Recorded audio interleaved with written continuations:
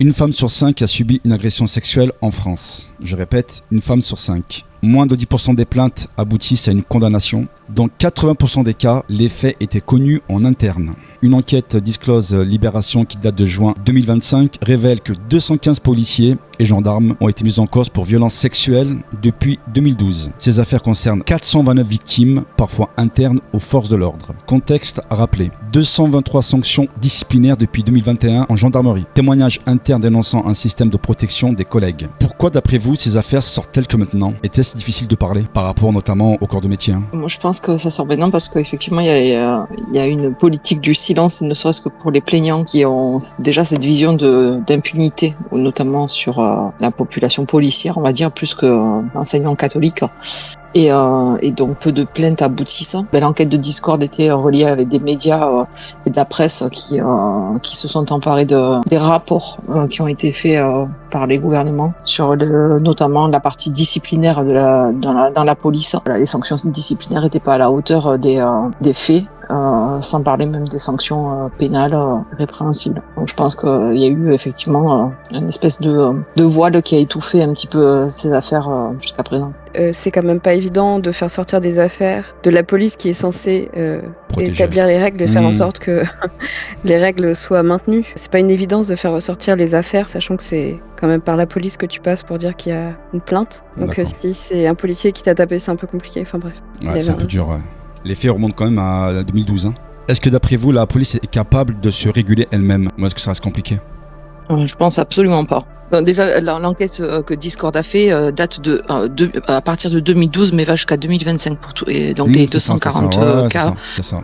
Donc c'est sur plus d'une décennie. Et la police, elle n'a pas de moyen de se réguler en tant que telle parce que la police c'est la représentation de l'État et que l'État qui est lui-même, enfin en fonction du grade des policiers, en fait, c'est le préfet ou les ministres ou carrément le président de la République s'il s'agit d'officiers qui doit trancher les sanctions disciplinaires et ils ont aucun intérêt à ce qui est du grabuge, on va dire, sur l'institution étatique qu'est la police. Donc ils ont aucun moyen, enfin ils se régulent pas.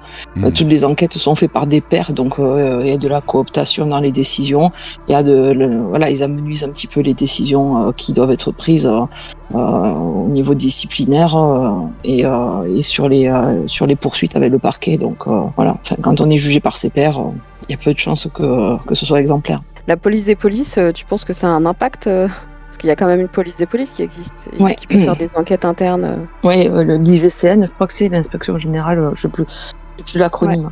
Ouais. Oui, mais ce sont également des policiers. Donc c'est ce que relevait l'enquête Discord et des différents médias qui ont participé. Qui expliquait la légèreté des sanctions qui sont données parce qu'on est audité par ses pairs et que on est plus conciliant. Et justement, donc par rapport à ça, est-ce que pour vous, faut-il créer une autorité extérieure pour enquêter sur ces affaires? Mais j'ai pas la foi en des autorités indépendantes. Ah ouais? Toutes les autorités qui existent, qui sont censées être indépendantes, sont l'émanation de volonté étatique. Donc elles sont quand même quelque part chevillées à la politique de l'État, de pas faire de vagues, enfin voilà, donner le curseur sur là où on en est, mais surtout pas faire de sanctions exemplaires et surtout pas l'étaler dans la presse. Donc je sais même pas qu'est-ce qui pourrait. Enfin, ce qui est bien déjà, c'est que les médias s'en saisissent parce que voilà, s'en emparent et s'en saisissent parce que c'est le meilleur moyen de mettre le clair et elles sont indépendantes, quoi. Mais une autorité indépendante, quand on sait qu'elles sont créées par décret ou par loi, bon, on a compris, quoi. Est-ce qu'il y a une culture du silence dans les forces de l'ordre? Enfin, j'imagine que quand t'es policier, t'es quand même confronté à des situations plus ou moins simples, parce que c'est pas toujours positif ou négatif dans un camp, et que parfois tu peux être tenté d'avoir des comportements de voyous ou de pas appropriés. Après là, c'est pas de ça dont on parle de violence interne entre policiers et de violence physique, quoi. Donc il y a une culture du silence un peu dans toutes les institutions. Les victimes peuvent-elles faire confiance à leur hiérarchie aujourd'hui? Dans l'enquête qu'a fait Discord, elle parle de victimes autant au sein de la police, donc entre personnel, et également des victimes citoyennes lambda. Au sein de la police en tant que telle, les sanctions sont très très faibles. C'est une forme de désaveu des victimes membres du corps policier, parce que c'est à peine des mises à pied ou des choses qui sont indolores comme sanctions. Donc je pense pas qu'elle puisse avoir le soutien de grand monde. Mais j'ai une idée un peu tranchée là-dessus, c'est parce que je pense que les chefs sont des hommes. Oh là là, de suite. Ah mais clairement. Dans cette enquête, il montre qu'en fait, les auteurs de ces agressions sont exclusivement masculines. La France a une culture du plafond de verre où les femmes sont très rarement sur des postes d'encadrement et d'autorité. Et je pense que c'est là où le bas blesse. Je pense que s'il y avait plus de femmes, il y aurait plus d'éthique. Parce qu'on n'a pas de femmes auteurs d'agressions sexuelles à l'heure actuelle dans les institutions. Là, tu t'avances un petit peu, je pense, là. Extrêmement rarement. En pourcentage par rapport aux hommes, c'est insignifiant. En pourcentage, c'est un fait, mais là, d'insinuer ou d'affirmer pour moi qu'il n'y a pas d'agression sexuelle dominée par des femmes, là, enfin, je sais pas, hein, mais personnellement, j'en serais moins sûr. Hein. Après, par rapport au pourcentage, oui, je travaillais pas encore à l'INSEE, je n'ai pas les chiffres, hein, mais bon. En tout cas, dans cette enquête-là, il parle bien que de policiers et exclusivement d'hommes. Des plaintes par rapport à certains, je vais mettre des parenthèses, par rapport à certaines violences physiques qui n'ont pas été prises en compte. Est-ce que ça vous est déjà arrivé, vous personnellement, ou même vos proches ou des connaissances, donc peu importe? La petite Letty répondait à ta question sur justement le fait de porter plainte et la manière dont c'était pris en compte, et qu'a priori ça n'avait pas été... Ma maman a subi 50 violences conjugales. Ok, les collègues de son mari s'en doutaient, mais on ne pouvait rien faire ni dire au mari de ma mamie qui un jour manquait de se faire tuer par lui. Ok. Il y a des commentaires que j'ai loupé. Je suis désolé, hein. Elle a été plus d'une fois pour porter plainte. Ok. Bon, c'est un rapport, je pense, dans la vidéo. Alors, attendez, on va regarder ça. Les gendarmes ont harcelé, voire agressé sexuellement des femmes qui étaient venues porter plainte. Malgré tout, même quand ils sont condamnés, il arrive que certains restent en poste. C'est une enquête de l'Œil du 20h en collaboration avec Disclose. L'année dernière, le major de gendarmerie, Olivier P, a été condamné pour abus de faiblesse. En fait, il avait profité de son statut de gendarme pour obtenir des relations sexuelles avec 9 plaignantes. Pour la première fois, l'une de ses victimes a accepté de nous parler. Il n'aurait pas été gendarme, j'aurais jamais débuté quoi que ce soit avec lui. C'est certain. Un épisode a particulièrement traumatisé Carole. Elle accuse l'ange gardien, comme elle l'appelait, de l'avoir vu. J'ai accepté de le suivre. Et puis là, ça a été très, très, très vite en fait. Enfin, en tout cas, je me suis retrouvé à un moment donné, j'étais le pantalon baissé, lui derrière moi, en me disant mais qu'est-ce que je fais là en fait. Enfin, je ne sais plus, je sais pas ce qui s'est passé. Il manque un bout, une histoire. La dérive de ce gendarme n'est pas un cas isolé. Les journalistes de Disclose ont retrouvé 57 plaignantes qui affirment avoir été harcelées ou agressées sexuellement par des gendarmes ou des policiers. Le plus souvent, les victimes sont des femmes particulièrement vulnérables, comme dans le cas de Laurent D à Angers. À chaque fois, cet officier de police recontacte les femmes précaires et le plus souvent, elles sont de nationalité étrangère. L'officier se présente carrément au domicile de ses victimes, généralement en civil, et il va jusqu'à forcer l'entrée. Ce policier aurait dû être jugé pour vous, mais il est mort d'une crise cardiaque avant son procès. Même lorsque les policiers et les gendarmes sont condamnés, vous allez voir qu'il arrive qu'ils restent en poste. En 2021, le commandant Thierry B a harcelé par message une jeune femme qui était venue porter plainte au commissariat d'Épinay-sur-Seine. Courbe-toi et dis-moi le résultat. S'il vous plaît, je ne veux pas parler de ça. Thierry B a été condamné en 2022 à 6 mois de prison avec sursis pour harcèlement sexuel. Avec sursis, quoi. Mais il n'a pas été radié de la police. Normal. Il a été muté au commissariat de Montreuil. D'après nos informations, il est toujours en poste aujourd'hui. Nous avons réussi à le joindre par téléphone. Vous avez été condamné en 2022 pour harcèlement sexuel, est-ce que c'est exact? Pas de commentaire. Vous n'avez pas de commentaire là-dessus? Attendez, et je voulais savoir qu'est-ce que... Contacté, le ministère de l'Intérieur nous assure qu'au sein de la police, je cite, une enquête est ouverte dès que l'administration a connaissance d'une plainte pour des faits de violence sexuelle. Dans la gendarmerie, en cas de signalement suffisamment étayé, le ministère précise que le militaire est muté sur un poste sans contact avec le public. Ah non, mais c'est honteux. Hein. C'est vraiment honteux. C'est vraiment une honte, quoi. Pour le coup, les agressions, ce sont envers des femmes qui n'ont rien à voir. Hein. Ce sont pas forcément des policières, hein, donc pour le coup. Hein. Enfin, franchement, c'est honteux, quoi. C'est voilà, et normal, en toute impunité.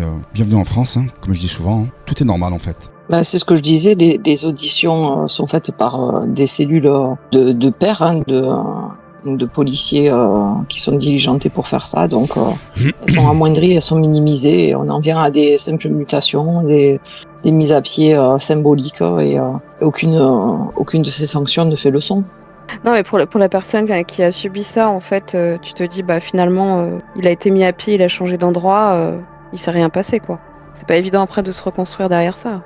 Quand tu as subi des violences et ce sont déjà des personnes fragiles, c'est quand même grave. Tu dois défendre et tu repères des profils fragiles pour pouvoir en abuser.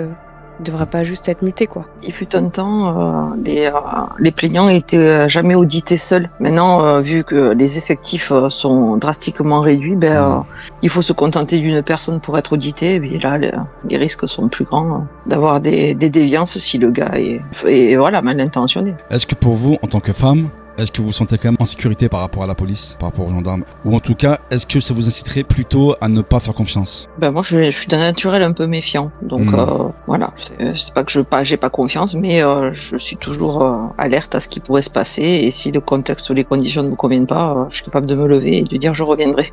Lindsay, quelque chose à dire? À rajouter? Ouais, je me sens pas hyper en confiance face à la police. Les gendarmes, l'armée, plus, bizarrement. Quelle est pour toi la différence qu'il y a justement entre la police et l'armée? Entre la gendarmerie, l'armée et la police. Ouais. Pour moi, ce sont pas les mêmes règles, c'est plus strict dans la gendarmerie que la police, où c'est, à mon sens, un petit peu plus avec moins de règles. En tout cas, tu rentres pas de la même manière dans la police que dans la gendarmerie. C'est pas les mêmes cursus, c'est pas les mêmes personnes. Ouais. Après, je peux pas rentrer trop dans les détails. Je connais pas en détail exactement, mais en tout cas, je me sens plus à l'aise avec la gendarmerie, les pompiers et l'armée qu'avec un policier face à moi. Que le policier, je sais pas trop quelles sont ses règles de base. C'est pas très clair. Tu penses pas qu'il y a eu des... Alors que je devrais me sentir en sécurité, quoi. Tu penses pas qu'il y a eu des affaires également dans tout ce qui concerne les militaires ou l'armée d'une façon générale? Ouais, quand t'as un entre-soi, l'armée, ça reste des cohortes de personnes qui passent un temps ensemble. Donc, je pense que il y a pas mal de choses qui sont étouffées. D'ailleurs, j'ai vu un commentaire. Laitier a dit qu'il y avait des choses qui étaient étouffées, qu'elle avait un ex-conjoint qui a été militaire et qu'il y avait des choses qui étaient étouffées, c'est sûr. Dans toutes les corporations, tu vas avoir des choses qui sont étouffées de toute façon. Dans les grandes écoles, c'est pareil. On sait qu'il y a des choses qui sont faites à l'entrée, qui sont pas censées exister. Après, je te parle juste d'un point de vue extérieur, c'est-à-dire comment je me sens face à tel ou tel type de personne. Alors, vous savez que j'aime bien les faits, moi. 11 juillet 2024. Violence sexiste et sexuelle dans l'armée. 48% des auteurs sont des hommes militaires du rang, alors qu'ils représentent 28% de l'effectif.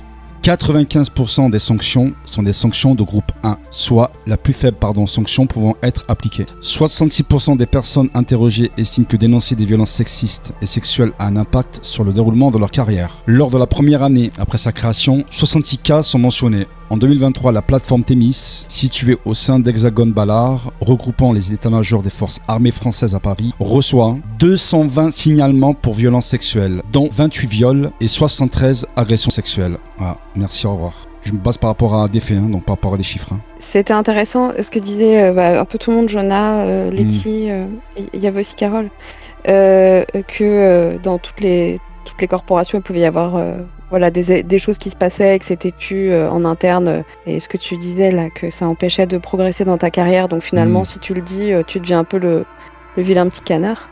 Puis du coup, tu montes plus et t'es mis de côté. Et il y avait aussi, on remontait aussi un point, je crois que c'est Jonah qui a levé aussi le point, sur le fait que ils sont peut-être pas forcément non plus hyper bien accompagnés. C'est-à-dire qu'ils vivent quand même des violences dans leur métier au quotidien. Non, mais arrêtez, non, mais vous êtes fous en fait. Moi, pour moi là, par rapport à vos propos, je suis désolé. Vous êtes en train de minimiser ou de comparer, pour moi, non mais après ça engage que moi. Parce que dans ce cas-là, si on part de votre constat, on pourrait dire également que la police subit des violences quotidiennes, alors donc c'est pareil. Je fais pas de différence entre la police ou le reste.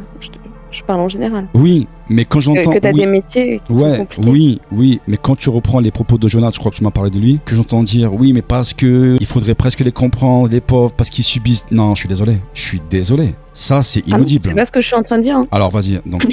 Donc dis-moi alors. Je suis en j'ai train mal de dire qu'il y a compris. des violences Ouais. qui sont cachées, mais que par ailleurs, et ça n'excuse en rien, mais que quand même, à un moment donné, quand il y a un système qui fonctionne pas, Ouais. c'est bien de se poser la question de pourquoi ça fonctionne pas.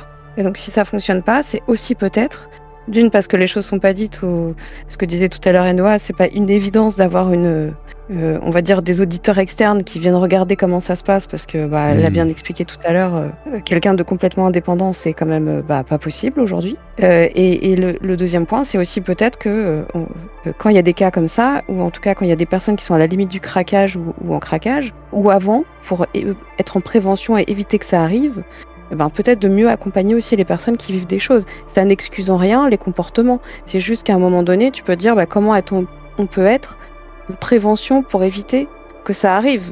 Ou alors on se dit ça arrive et voilà, on attend que les affaires sortent. Ou alors on peut être aussi en prévention. Donc c'était plutôt ça les échanges qu'on avait avec l'équipe par écrit.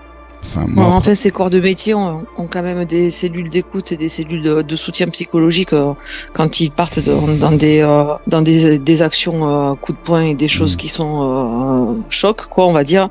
Et voilà. Après, est-ce qu'ils les utilisent ou les utilisent pas? Mais je pense pas que ce soit un problème de moyens mis en œuvre, parce que s'il y a bien encore quelques institutions dans lesquelles tu trouves des cellules de psychologiques H24, c'est bien encore dans la police, la gendarmerie et l'armée, quoi. Donc après, je pense que c'est une question de volonté ou de ouais, je suis d'accord sur ça. Franchement, je suis sûrement d'accord. voilà, sur ça. de façon de se voir, quoi, de voir est-ce que je suis capable d'aller parler ou pas parler, et certains voilà ne se sentent pas et dérivent ou pas. Enfin, est-ce qu'on peut mettre ces dérives sur le dos de ceux qu'ils ont vécu ou pas, j'en sais rien. Totalement. Mais en tout cas, les moyens sont mis en œuvre maintenant. Voilà, ça change pas la donne. Donc, qu'est-ce qu'il faudrait inventer de plus, quoi?